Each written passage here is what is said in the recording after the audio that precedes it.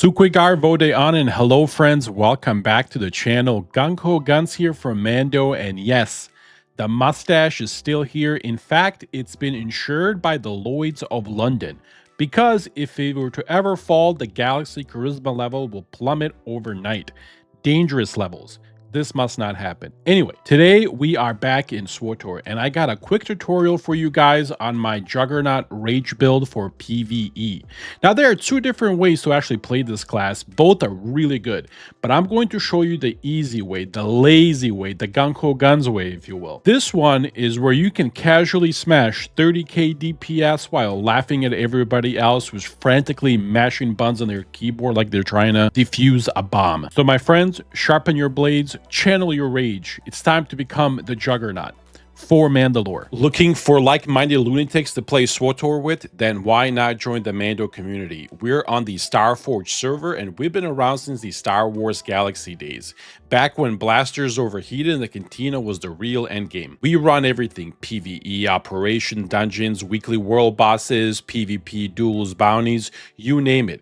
If it explodes, we're probably already there. So if you want a crew that actually plays and isn't just standing around on fleet quoting Revan, then join Mando. Discord is in the bio. Strap in, is going to get loud. All right, thank you, my friends, for being here. I very much appreciate you. Please don't forget to like and subscribe if you enjoy the content. And let me know in the comments what you think or if there's anything else you want to see, and I'll do my best to help you out. Now, let's go and get into this build, and then we'll go from there. So really quick, I'm going to talk about, again, the gear, the tacticals, and all that good stuff, as well as the combat tree. Then we're going to go over the rotation, and then at the end, I'll do a parse for you guys so you guys can actually see how much damage it does, because we don't want to just do a rotation and actually show you, what it does. I think that's very important. Anyway, let's go into the implants and the tactical. So the best two implants for this build, because again, it is a direct damage build, we want to use the Champion Precision and the Fearless Victor. These both are amazing. They both give you a lot of critical, so you're going to keep that in mind. Both of them are red, so you're going to have to put some alacrity in your gear otherwise. For the tactical, the best in slot is the Cauterized Coronary, and that because it's going to be using the Furious Strike, which again, Furious Strike is going to be an ample of our rotation, so it's very important that we understand what it actually does, and we'll go from there. Let me pull up the stats really quick, and again, it's very important that you guys build similar to this. Really quick note. I always build for NIM or Master Mode rating, meaning that the guild perk does not work. For example, like if I was to pull up my guild here and we go over to the perk, we always run the Zeal perk. And this is, again, very good thing if you're not doing NIM or PvP. But again, I don't want to switch on my gear, so I just build for it anyway. And then we go from there. Anyway, you want the accuracy to be over 110%, which is 2694. And as you see, if you go melee accuracy, it's right there. And then if you go all the way down to force, it'll be that 110%. You want to make sure that you are at least 2694. Don't try to go too much over it because that's just wasting stats. You only need 110%. Okay. Now for the alacrity. I run, again, 2054 is really what you need. I run 2200 to 2300. That's where I like to be personally. That's where I recommend you guys to be. Again, that's 2200 to 2300. Here is the twist. If you are not planning to do PvP or Master Mode rating, you can actually drop this all the way down to, I believe it was 560, is all you're going to need for alacrity. Because again, with the Zeal perk, especially if you have the Zeal perk, you don't need that much alacrity because it's going to give it to you with your guild perk. If you don't have the Zeal, build this way, or if you're going to do NIM, build this way, or PvP, build this way. And then everything else into critical. Going over to the combat style. Again, this is how I like to play, the easiest way, and I'm not going to go over all of them. I'm just going to go into a few of them really quick. The one thing that I alternate depending on what I'm doing is this one right here at 43. Now, obviously, our whole rotation and the way that we play is based off this thing right here. However, there is a different way to do it with domination. Now, I will show you guys, if you guys would like to know, I'll show this rotation as well. It's a little harder, but it does hit a little bit more. So, it's really up to you guys how you want to do it. But we're going to go off with this one right here, and I'll show you exactly why here in a second. Going up, the next one is level 68. This is, again, really up to you, and I'm going to show you guys why. I like Mad Dash, which is the little, you jump forward. The reason for that is, especially in raids, sometimes you got a gap close. I like to have an additional gap closer like this. However, you can run Saber Reflect. There's a little bug in the game that's been going on for years, and it's if a boss drops a puddle of some sort of fire or something on the ground, you can pop your Reflect, go stand in it, and increase your damage by 2,000-3,000. You can definitely do that, but again, I don't like doing that, so I personally run Mad Dash. All right, before we get into the rotation, there's 3 things that I need you to understand how this class plays. And again, the Rage is the same thing as the Focus Guardian. They play similarly, okay? But there's 3 things that you need to understand so you can play this class, so you know what you're actually doing and you're not just pressing buttons. This is how you get better, by understanding, okay? The very first thing you need to understand is this passive right here. And this passive is called Dominate, okay? It's at the 43 line. Every time that you use your Force Charge or your Obliterate, it's going to cause your Raging Burst to be an automatic crit hit. Okay, so really quick, your Force Charge is your leap. It's your jump closer, if you will. It's 10 meters to 30 meters range. This is the one that you're going to start off most of your fights with. Then your Obliterate is your second gap closer, and this one is within 10 meters. It's kind of like a small jump, but it is nonetheless a gap closer and a jump. Which means that every time that you use one of these, it's your Raging Burst, which is our #1 hitter, is going to be an automatic critical hit. So the way that you play it is, before you use any Raging Burst, you want to make sure that you jump at them. The best way to know that you did this is when you actually jump at somebody, your Raging Burst is going to light up. That means it's an automatic crit hit, okay? The next thing that I want you to understand is the tactical. Cori's Coronary. Now, Cori's Coronary is going to cause a bleed on the target every time you use your Furious Strike. Your Furious Strike, by the way, is our second ability that is going to do the most damage. So every time that you apply Furious Strike, it's going to put a dot on them or refresh it. So that you understand how that works, okay? Lastly, and this is the very last one, it is that 43 again, and this is this passive right here, or the one that we select.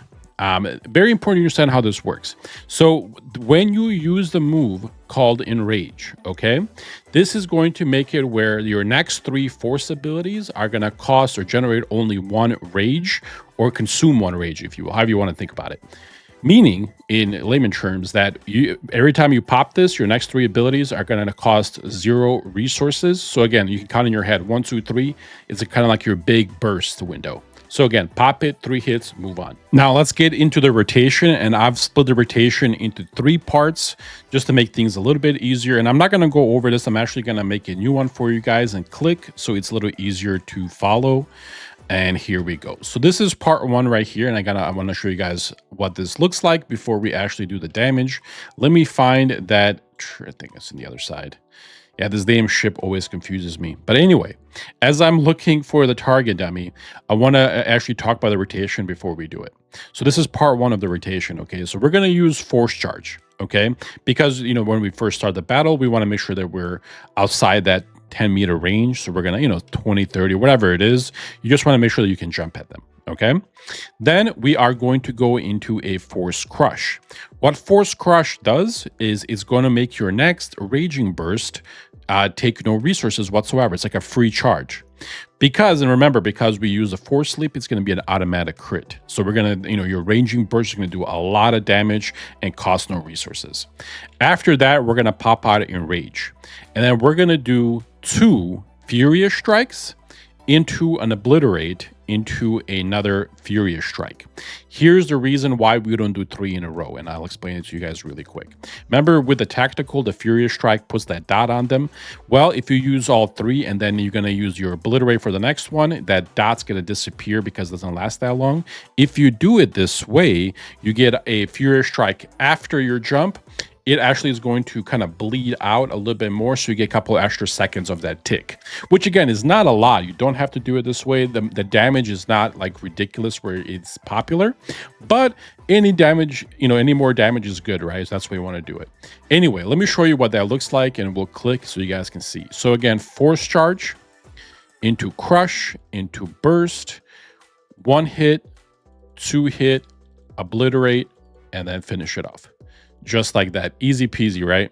So that was part 1 of the rotation. All right, and then going into part 2 of the rotation, and that is right after our last Furious Strike, we're gonna go into a Sundering Assault, into a Raging Burst, and into another Furious Strike. Now remember, because we used Obliterate at the end of these first part, our Raging Burst should be lit up for that extra damage. Here's what that looks like, and we'll do the whole thing together so you guys can see.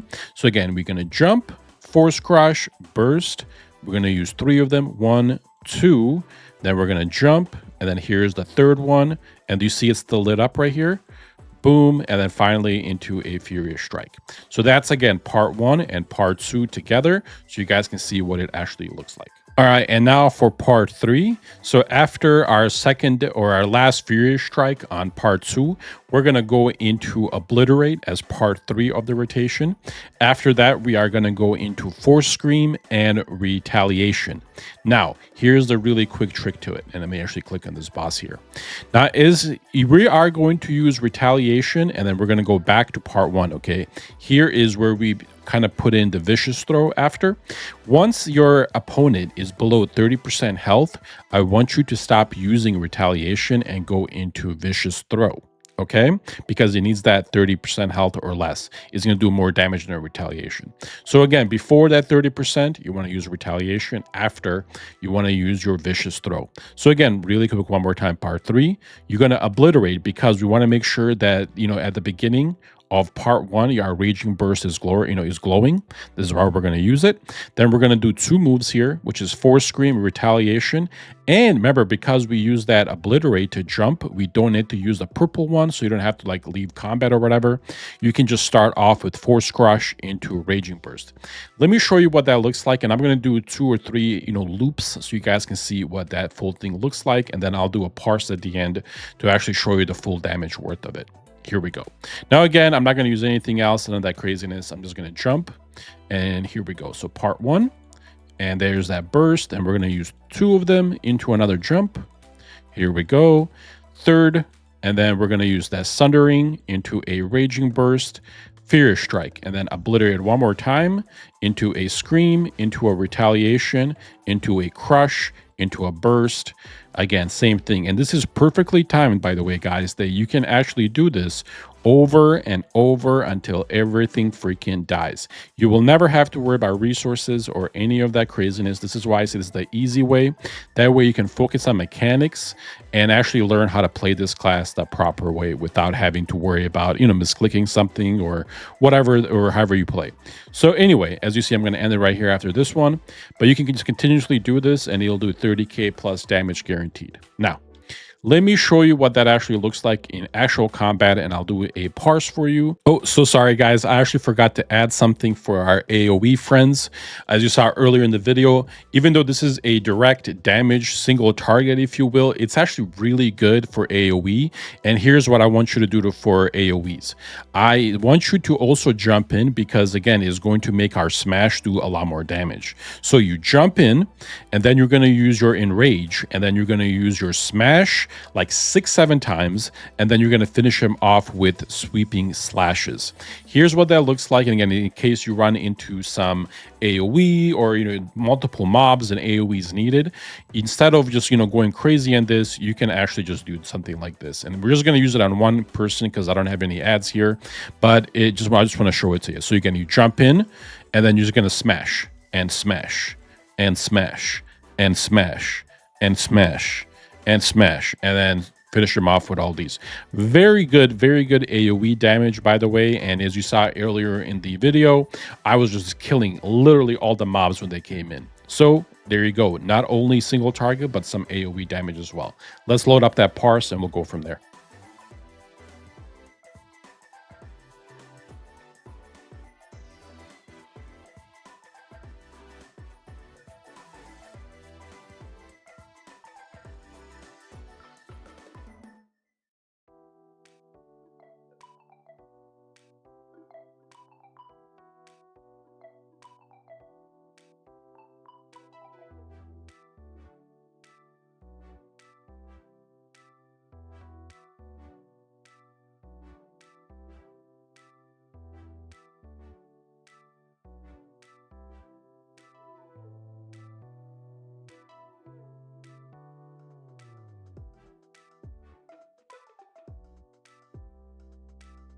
And that is that, my friends. I hope you guys enjoyed the video. I hope you learned something.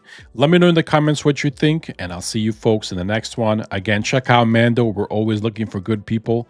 Check us out. Take care, everybody.